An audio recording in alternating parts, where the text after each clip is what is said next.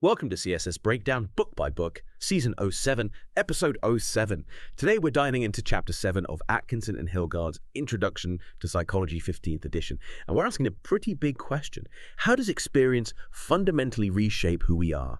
From our simplest reactions right up to our most complex thoughts and even our fears. It really cuts to the core, doesn't it? Because, every interaction, every single moment, is like a lesson. So our deep dive today is all about learning, not just, school learning, but that fundamental process where experience leads to a relatively permanent change in behavior. Well, careful here, right? This isn't about changes just from getting older or being tired or drug states. It's really about how we adapt. We'll look at it through, three main lenses: the behaviorist angle, focusing on what we can see; the cognitive view, looking inside the mind; and also the biological side, how our actual brains change. It's going to be quite a journey from basic reflexes all the way to complex motivations, and how your brain literally reshapes itself. Absolutely. And that transformation, how experience actually alters behavior, that's really what we're getting at in this deep dive. We'll basically unpack two core ways this happens. First, there's what's called non-associative learning, the simpler stuff involving just one stimulus. Then we'll dig into the more intricate world of associative learning, where we start connecting the dots between different events. Okay, let's unpack that, starting simple. Non-associative learning. So imagine, like a car horn suddenly blares outside. You jump, right? Pretty standard. But if that horn keeps going, beep, beep, beep, every minute, eventually you kind of stop jumping so much. Your brain figures out, okay, annoying, but not a threat. That's habituation, isn't it? A decreased response to something harmless that just keeps happening, like tuning out the fridge, humming, or the feeling of your watch on your wrist. Exactly. It's super important for just filtering out the noise, focusing on what matters. And what's really cool is how universal this is. Habituation, and also its opposite, which is sensitization. Sensitization is where your response actually increases to something intense, especially if you're already on edge. Think about that same car horn, but now you're walking down a dark alleyway. Suddenly that horn doesn't just startle you, it makes your heart pound, right? That heightened reaction, that sensitization, it primes you for potential danger. And these aren't just human things. You see this kind of learning in basically all animals, even single-celled organisms. It just underscores how fundamental it is for survival. Right, so habituation is tuning out, sensitization is ramping up, both based on one stimulus. Yeah. But connecting different things, like seeing lightning, Yeah. then hearing thunder, that's where associative learning comes in. And Pavlov is the big name here, isn't he? Ivan Pavlov. He wasn't even trying to study learning at first, was he? Something about dog digestion. That's right. Pure serendipity. He was measuring saliva in dogs as part of digestion research, and he just noticed, hey, these dogs aren't just salivating when the food's in their mouths, they're starting to drool when they see the food dish, or even the person who feeds them. He realized they'd learned an association, a connection, and that kicked off the whole study of what we now call classical conditioning. Wow. So from dog spit to a whole field of psychology. Pretty much. And it gave us this core vocabulary. So the dog naturally salivating to the food, that's the unconditioned response, the UR. It's unlearned. The food itself, the meat powder, that automatically triggers it. That's the unconditioned stimulus, the US. Then Pavlov brings in something neutral, like a bell or a light. The neutral stimulus, NS. Initially, it does nothing for salivation, but pair that light repeatedly with the food. Light, then food, light, then food. Pretty soon that light becomes a conditioned stimulus, CS, it's learned. And the dog starts salivating just to the light, even without food.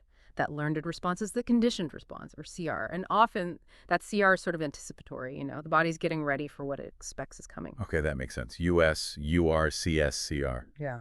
Got it. And this isn't just dogs, right? It gets way more complex. You mentioned something really interesting. It's role in drug tolerance.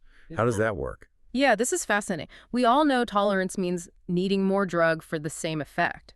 But a big part of it, according to the research, isn't just the body's chemistry changing, it's a learned compensatory response.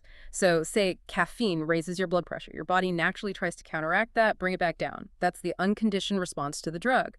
Over time, with repeated use, the cues around the drug use the smell of coffee, your favorite mug, the time of day, the place they become conditioned stimuli, CSs. These CSs start to trigger your body's bring blood pressure down response before you even take the drug. It's like the body bracing itself. Oh, so the environment itself triggers a counter effect. Exactly. And this explains something really critical, the situational specificity of drug tolerance. If someone who regularly uses a drug takes their usual dose, but in a completely new place, Those usual environmental cues, the CSs, aren't there. So that learned protective counter-response doesn't get triggered as strongly, or maybe at all. The drug then hits the body much harder than usual, which can tragically lead to an overdose, even with the same amount of drug they normally handle fine. That's sobering. It really shows how powerful these learned associations are, tied to our surroundings. It really does. So once you form an association like this, it's not static. There are processes. First, there's acquisition. That's the initial learning phase, strengthening the CS-US link. Think Pavlov's dog salivating more and more strongly to the light over trials. Usually the learning is fastest at the beginning. Okay, acquisition. Then what? Does it last forever? Not necessarily. There's extinction. If you start presenting the CS, the light, over and over without the US, the food, the conditioned response, the salivation, will gradually fade. So it forgets the association. Well, not quite forgets. It's more like learning a new association. CS now means no US. Light means no food now. We know this because of spontaneous recovery. Let the dog rest for a bit after extinction, then show the light again. Poof! The salivation often comes back, though maybe weaker. Ah, okay, so the original learning is still in there somewhere. Exactly. It's suppressed, not erased. And relearning, if you pair the CS and US again, happens much faster the second time around. Interesting. What else happens with these associations? Two other key things. Stimulus generalization and stimulus discrimination. Generalization is when a response learned to one stimulus occurs to similar stimuli. If the dog learns to salivate to a specific tone, it might also salivate a bit to slightly different tones. Makes sense. You don't need a totally new lesson for every tiny variation. Right, it's adaptive. But sometimes you need to tell things apart. That's stimulus discrimination. You learn to respond differently to similar stimuli. Maybe one tone predicts food, but a slightly different tone predicts nothing. The dog learns to salivate only to the first tone, like a child learning, maybe this dog is friendly, but that similar-looking dog isn't. You use cues to tell them apart. Okay. And you mentioned something called second-order conditioning. Sounds complicated. It's like a chain reaction. A CS that's already been established can act like a US to condition a new neutral stimulus. So if the light, CS1, reliably predicts food, US, and makes the dog salivate, CR, then you pair a new thing, say a tone, NS, with the light, CS1, without the food, tone then light, tone then light. Eventually, the tone alone, now CS2, can make the dog salivate even though the tone itself was never directly paired with the food. Wow. So the association jumps from one thing to another. Precisely. And you see this in real life sometimes, sadly. Think about cancer patients. Chemotherapy, US, causes nausea, UR. If they happen to eat, say, maple nut ice cream before treatment, that ice cream can become a CS for nausea. Then, maybe certain toys were always around when they had the ice cream. Those toys, NS2, could become associated with the ice cream, CS1, and start to evoke feelings of unpleasantness, CR2, even without the nausea itself. It's a ripple effect. That's a really powerful example. Yeah. And connecting this to emotion, particularly fear. Classical conditioning seems huge there. Oh, absolutely. Fear conditioning is a major area of research. Pair a neutral tone, CS, with a brief electric shock, US, for a rat. Very quickly, the rat freezes, CS, just to the tone. This gives us huge insights into human anxiety disorders. PTSD, panic disorder.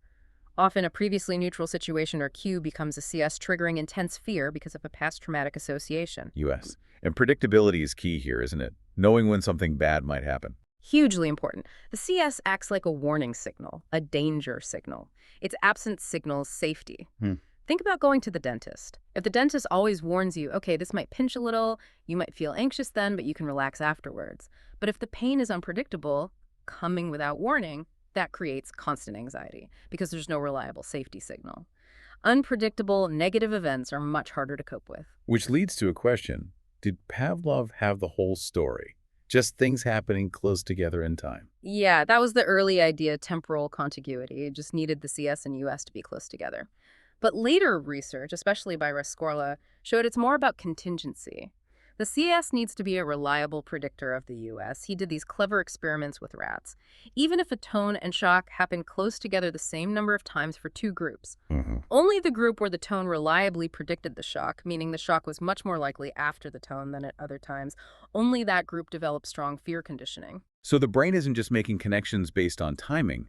It's calculating probabilities almost. Like, does this signal actually mean something? Exactly. The cognitive view is that the organism learns to expect the US when the CS happens. It's about information value, not just timing. Okay, that adds a whole layer. And then there's the biology, right? Learning isn't happening on a blank slate. our bodies and brains influence this too. Definitely. Biological constraints are huge. Take learned taste aversion. You eat something new, get sick hours later, and then feel disgusted by that food. Maybe forever. Yeah, I think we've all been there. Right. And it breaks the old rules. It often takes only one pairing, and the gap between the CS, the food, and the US, getting sick, can be really long. Classical conditioning usually needs multiple pairings and short intervals. But taste aversion makes perfect evolutionary sense. Avoid poison, survive. Garcia and Colling's classic rat studies really nailed this selectivity of association. Rats easily learn to associate a taste with getting sick, but not a light or a sound. Makes sense, they explore food with taste and smell.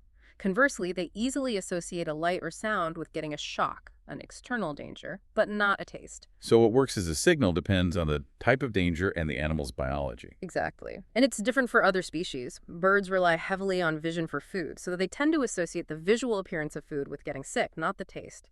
Biology prepares us to learn certain connections more easily than others based on what's relevant for survival. Okay, so classical conditioning is about learning associations, reactions, predictions. But what about learning new actions, like actually doing something new to get a result, like training a dog to sit? Right. That takes us into the realm of instrumental conditioning, or as B.F. Skinner called it, operant conditioning. The pioneer here was Edward Thorndike. With his puzzle boxes, he'd put cats in boxes they had to escape to get food. He found they learned through trial and error. They'd thrash around, accidentally hit a lever or pull a string that opened the door, and then they'd escape faster next time. He called this the law of effect. Behaviors followed by satisfying consequences become more likely, and behaviors followed by unpleasant consequences become less likely. It wasn't sudden insight, just the gradual strengthening of successful actions. So basically, actions that work get repeated. Precisely.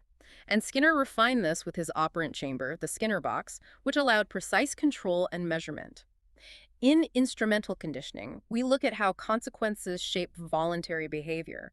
The core idea is reinforcement and punishment. Reinforcement increases the likelihood of a behavior happening again. Positive reinforcement is giving something good after a behavior like praise for a good grade or a treat for the dog sitting. Negative reinforcement is taking away something bad, like fastening your seatbelt stops the annoying beeping sound. Both make the behavior, good grades, sitting, buckling up, more likely in the future. Okay, positive is adding something good, negative is removing something bad. Both increase the behavior. What about punishment? Punishment decreases the likelihood of a behavior. Positive punishment is adding something unpleasant, like scolding a child for hitting. Negative punishment, sometimes called omission training, is removing something pleasant, like taking away screen time for not doing chores, or parents ignoring a tantrum to remove the reinforcement of attention. Right, but punishment has downsides, doesn't it? Big time. It often just tells you what not to do, not what you should do instead. It can create fear and anxiety around the punisher or the situation. And sometimes severe punishment can even backfire and lead to aggression or withdrawal. Generally, reinforcement is seen as a more effective way to teach new, desired behaviors. Especially when the behavior is complex, right? You can't just wait for a pigeon to decide to play ping pong. Exactly. That's where shaping comes in. It's a fantastic technique. You reinforce successive approximations to the target behavior. You break it down into small steps. Want the dog to fetch the mail? First, reward going near the door, then reward touching the mail, then picking it up, then bringing it closer, step by step. It's how trainers taught amazing things like Priscilla the fastidious pig who learned to turn on a TV, eat breakfast, vacuum. No way. A vacuuming pig. Yep. Or pigeons being trained for search and rescue, pecking a key when they spotted an orange life raft from a helicopter. Shaping shows the power of reinforcement when applied systematically. But even then, biology creeps back in. You mentioned instinctive drift. Yeah, the Browns, who trained Priscilla, discovered this. Even well-trained animals sometimes revert to innate instinctual behaviors, especially if they interfere with the learned task. They trained raccoons to put coins in a piggy bank for food reinforcement. But the raccoons started spending ages rubbing the coins together, dipping them in the container like they naturally do with food instead of just dropping them in. Even though that delayed the food. Right. The instinctual food washing behavior was just too strong. It drifted back in and interfered with the learned operant response. Another reminder that learning operates within biological boundaries. Okay, and it's not just direct rewards like food, right? Money works. Craze works. Absolutely. Those are conditioned reinforcers or secondary reinforcers. Things like money, grades, praise, tokens, even a clicker sound in animal training. They aren't inherently rewarding. They become reinforcing because they've been consistently paired with primary reinforcers like food, water, comfort. Money is associated with getting all sorts of primary rewards, which makes it incredibly powerful. These secondary reinforcers massively expand what instrumental conditioning can shape. And we see generalization and discrimination here too. Yep, same principles. A child reinforced for sharing toys at home might generalize sharing to preschool generalization, but they might learn to only share with certain kids who share back discrimination, maybe using cues like a friendly smile as a discriminative stimulus signaling that sharing will be reinforced. And this leads us right into schedules of reinforcement. Because let's face it, in real life, reinforcement doesn't happen every single time you do something. Right. Sometimes you get paid per task. Sometimes it's random, like a lottery ticket. Exactly. Continuous reinforcement getting rewarded every time leads to fast learning, but also fast extinction if the reward stops. Partial reinforcement, only getting rewarded some of the time, actually makes the behavior much more resistant to extinction. That's the partial reinforcement effect. Think about nagging or gambling. They persist because they occasionally pay off. Okay, so what are the main types of partial schedules? There are 4 basic ones. 2 are based on the number of responses. Fixed ratio, FR. Reinforcement after a fixed number of responses, like getting paid for every 10 widgets you make, leads to high rates of work, often with a little pause right after getting the reward. Variable ratio, VR. Reinforcement after an unpredictable number of responses. Slot machines are the classic example. You never know when the next win is coming. This produces very high, very steady rates of responding because the next response could be the one. Okay, ratio is number of responses. What about time? Right. The other 2 are interval schedules based on time passing. Fixed interval, FI. Reinforcement for the first response after a fixed amount of time has passed, like checking for mail delivered around the same time each day. You get the scallop pattern, not much responding right after reinforcement. Then activity picks up as the time for the next potential reward gets closer. Variable interval. Reinforcement for the first response after an unpredictable amount of time, like hitting redial on a busy phone line. You don't know when the line will be free, so you keep trying at a steady rate. Produces moderate, steady responding. Got it. Ratio versus interval, fixed versus variable. That really explains a lot about why we persist in different behaviors. So let's apply this. Thinking back to fears and phobias, how does instrumental conditioning play a role there, maybe alongside the classical conditioning we talked about? Yeah, let's look at aversive conditioning again, specifically escape and avoidance learning. Escape learning is simple. You do something to stop an ongoing unpleasant stimulus, like leaving a room that's too hot. Avoidance learning is doing something to prevent the unpleasant stimulus from even starting, like checking the weather and taking an umbrella to avoid getting wet. The classic lab setup is the shuttle box.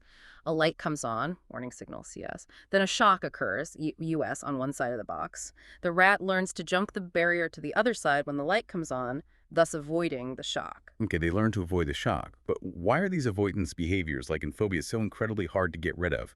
Once you're successfully avoiding the thing you fear, you're not actually experiencing the bad thing anymore, so shouldn't the fear eventually fade? That's the million-dollar question. And the 2-stage analysis offers a powerful explanation. Stage 1 is classical conditioning. The warning signal, light, or maybe the thought of public speaking, becomes a CS associated with the unpleasant US shock, or maybe past embarrassment, creating conditioned fear. Stage 2 is instrumental conditioning. The avoidance behavior, jumping the barrier, avoiding the speech, is reinforced not by the absence of the shock or embarrassment itself, but by the reduction of the conditioned fear. So escaping the feeling of fear is the negative reinforcement. Exactly. That immediate relief from anxiety is incredibly reinforcing. So the person keeps avoiding the situation, which prevents them from ever learning that the situation might not be dangerous anymore. Extinction of the classical fear. The avoidance behavior protects the fear in a way. That makes so much sense for why phobias persist. The short-term relief reinforces the long-term problem. Precisely. And just like with classical conditioning, cognitive factors, especially the idea of control, are crucial in instrumental learning too. Right. You mentioned learned helplessness before. Yeah. Mayer and Seligman's dogs. The dogs that initially had no control over the shocks just gave up later, even when they could have escaped. They had learned that their actions didn't matter. This strongly suggests that instrumental conditioning isn't just automatic. It happens when the organism perceives a contingency, a connection between its actions and the outcomes. If I do X, then Y happens. We even see this very early. Those 3-month-old infants who learned they could control a mobile by turning their heads showed joy and learned quickly. The ones whose mobiles moved randomly showed no learning and no joy. Control matters. It even explains things like the illusion of control in gamblers, maybe? Believing their lucky rituals influence the dice? Could be part of it, yeah. Perceiving control, even when it's not objectively there. So the mind is clearly active in all this. It's not just stimulus response. This brings us to the cognitive revolution in learning. You mentioned Tolman earlier, with the rats and cognitive maps. Right, Edward Tolman. His work on latent learning was key. Rats exploring a maze without any reward still learned the layout. You only saw the learning behaviorally. They ran faster once a reward was introduced at the end. So they were learning all along, just didn't show it until they had a reason. Exactly. They'd formed a cognitive map, a mental representation. It showed learning could happen without immediate reinforcement and involve internal mental processes, which was a big challenge to strict behaviorism. And this cognitive perspective really opened the door for understanding complex human learning, like learning from others. Absolutely. Albert Bandura's work on observational learning was groundbreaking. We don't have to learn everything through direct trial and error. We learn huge amounts by watching others. We imitate models. And we learn through vicarious reinforcement. We see someone else get rewarded for a behavior, and we become more likely to do it ourselves because we expect a similar outcome. The Bobo doll study is the famous one here, right? Ah. Kids watching adults being aggressive towards a doll. That's the one. Children who saw an adult model behaving aggressively towards an inflatable Bobo doll were much more likely to imitate that aggression later compared to kids who saw a non-aggressive model or no model. Bandura identified 4 cognitive processes needed for observational learning. Attention, noticing the model's behavior, memory, remembering it, reproduction, being able to physically do it, and motivation, having a reason to do it. He really emphasized our active role, our agentic perspective, and the importance of self-efficacy, our belief in our own ability to succeed, as crucial for learning and achieving goals. Okay, so we learn by watching, by thinking. But what about the thoughts we already have? How do our prior beliefs affect new learning? They have a huge impact. Our prior beliefs can definitely constrain or bias what we learn. We sometimes perceive spurious associations, connections that aren't really there but fit our expectations. Like the example of clinicians thinking large eyes in patient drawings meant suspiciousness, based on stereotypes, even when the data showed no link. So we see what we expect to see, sometimes. Pretty much. Or we might overestimate relationships we already believe in. Thinking 2 measures of, say, honesty are more closely related than they actually are just because it seems logical. It's like top-down processing and perception. Our expectations influence what we perceive. Here, our beliefs influence what relationships we learn or how strongly we learn them. It ties back, in a way, to biological preparedness. Just as animals are prepared to learn certain associations, maybe humans are cognitively prepared to learn associations that fit our existing understanding of the world. Fascinating. Okay, let's shift gears slightly. All this learning, where's it actually happening? What's going on in the brain? Great question. Donald Hebb proposed a fundamental idea back in 1949, the Hebbian learning rule, basically. Neurons that fire together wire together. If one neuron consistently helps fire another neuron, the connection, the synapse between them gets stronger. This idea of neural plasticity, the brain changing with experience, is now central to neuroscience. And we can see this happening. Oh, yeah. Even in simple creatures like the sea slug Aplysia, habituation involves less neurotransmitters being released at certain synapses, weakening the connection. Sensitization involves more neurotransmitters, strengthening it. In mammals, it gets more complex. For classical eye blink conditioning, the cerebellum is key, and a process called long-term depression, LTD, seems involved a lasting decrease in synaptic strength. So the connection gets weaker. Right. But for fear conditioning, the amygdala is crucial, and the mechanism is often long-term potentiation, LTP, a lasting increase in synaptic strength. The connection gets stronger, more efficient. LTP and LTD, strengthening and weakening connections. Exactly. We even have evidence from patients like SM who had amygdala damage. She couldn't learn new fear responses through conditioning, even though she could remember the facts of the experiment perfectly. Shows the amygdala's specific role in fear learning. And at the cellular level, LTP often involves the NMDA receptor. It acts like a coincidence detector. When a synapse receives strong input coinciding with the postsynaptic neuron already being active, like signals for both the CS and US arriving together, it triggers changes that strengthen that specific synapse. That's how associations might be physically encoded, like learning someone's name, associating the visual input, face an auditory input name, strengthens the connections between those neural representations. That's incredible, thinking about the brain actually changing. What about those London taxi drivers? That study sounds amazing. Ah, yes, the knowledge. It's legendary. London cabbies have to memorize this incredibly complex map. 25,000 streets, thousands of landmarks. It takes years. And MRI studies found that qualified taxi drivers have significantly larger posterior hippocampi compared to controls, including bus drivers who drive fixed routes. The hippocampus is vital for spatial memory. So their brains literally grew in that area from the intense spatial learning. It seems so. A stunning example of experience-driven structural plasticity in the adult human brain. But there was a twist. No? They also found that the taxi drivers had smaller anterior hippocampi and were actually worse than controls at learning new visual spatial information that wasn't related to route. The cognitive trade-off. Getting really good at one thing maybe makes you less flexible for another. That's one interpretation. It suggests that this intense specialization might come at a cost to other related abilities. Really fascinating stuff. It really is. Okay, one last big area. Learning and motivation. What drives us to learn and act? Well, one idea, also from Hebb, is arousal theory. Organisms are motivated to maintain an optimal level of arousal, not too bored, not too stressed. This connects to the Yerkes-Dodson law. Performance is usually best at moderate arousal levels. We seek novelty and exploration, partly to keep our arousal just right. But human motivation goes way beyond just immediate arousal or rewards. We shift towards long-term goals. Studying for years for a degree isn't about immediate reinforcement. It's about anticipating future consequences, using our cognitive abilities. And there's a difference between learning because you want to versus learning because you have to, right? Intrinsic versus extrinsic motivation. Huge difference. Intrinsic motivation is doing something for its own sake because you find it interesting, challenging, satisfying. You get a sense of competence or pride. Extrinsic motivation is doing something for an external reward, grades, money, praise, avoiding punishment. Research consistently shows intrinsic motivation leads to greater persistence, deeper understanding, better memory for complex ideas, and more creativity. But external rewards can sometimes mess with that intrinsic motivation, the overjustification effect. Exactly. Lepper and Green did a classic study. They took kids who already enjoyed drawing and gave some of them an expected reward for drawing. Later, when the kids had free playtime without any reward offered, the ones who had previously expected a reward spent significantly less time drawing than the kids who were never rewarded or got an unexpected reward. So the reward turned play into work. That's the idea. The external reward became the reason for drawing, undermining the inherent enjoyment. So what's the takeaway for us? How do we protect that intrinsic drive? Focus on what genuinely interests you. Try to find personal meaning or challenge in what you're learning. And try to reframe external rewards like grades, not as the only goal, but as useful feedback about your progress and understanding.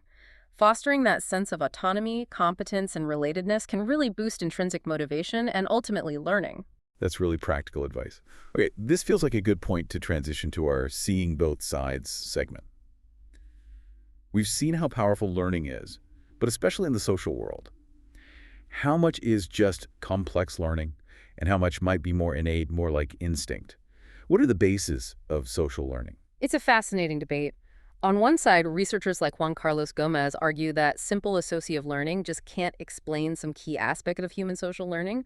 Take gaze following. Infants learn to look where others are looking. Seems simple, but experiments showed infants struggle to learn the opposite, looking away from where someone else looks. Gomez argues this suggests an innate, built-in bias to follow gaze, not just a learned association. Okay, so maybe some social cues have a special status. That's the idea. And look at imitation. Kids don't just blindly copy everything. Meltzoff showed infants will imitate the intended action of an adult, even if the adult messes up, suggesting they grasp the goal, not just the movement. Gergely's study with the light switch is also telling. Infants imitated the weird action of turning on a light with their head only if the adult's hands were free, implying there was some reason for the odd action. If the adult's hands were occupied, a logical reason for using the head, they just used their own hands. They imitated rationally, considering the context. So it's not just monkeys. Monkey do, there's interpretation involved. Exactly. And Gomez points to autism. Individuals with autism often have good basic associative learning, but struggle profoundly with these social cognitive skills like joint attention and understanding intentions. This can lead to learning language based on where they are looking, not the speaker, because they find those complex social cues hard to process. He argues this points to specialized social cognitive abilities beyond general learning mechanisms. Okay, that's a strong case for something more than just basic learning principles being needed for social skills. What's the counterargument? Can learning theory actually explain all this? Well, researchers like Phil Reed argue that yes, it can, and invoking special instincts isn't necessary and can be scientifically problematic sometimes, just renaming the behavior as an instinct. Reed argues that much non-imitative social learning from others without directly copying their actions can be explained by classical conditioning. Think rats learning which foods are safe by smelling them on other rats, or lab monkeys learning to fear snakes by observing the fearful reactions of wild monkeys. These are powerful ways culture or traditions get passed on without direct imitation. Okay, so learning about things from others. What about actual copying, true imitation? Reed suggests this can be handled by operant conditioning, specifically discriminated operant learning. The observer learns that matching the model's behavior, the discriminative stimulus, leads to reinforcement, either the same outcome the model got or social reinforcement for copying. Studies show even rats can learn to copy specific action sequences, like which lever to press, from watching another rat, suggesting imitation isn't exclusively human or primate. The ability to match another's action to one's own might itself be a learned skill, reinforced over time. So, the learning perspective argues that the same fundamental principles of classical and instrumental conditioning, perhaps operating in complex chains and contexts, are sufficient to explain social learning without needing to propose special innate social modules or instincts. Wow. So two very different ways of looking at how we learn from each other. Okay, we've covered a ton of ground today.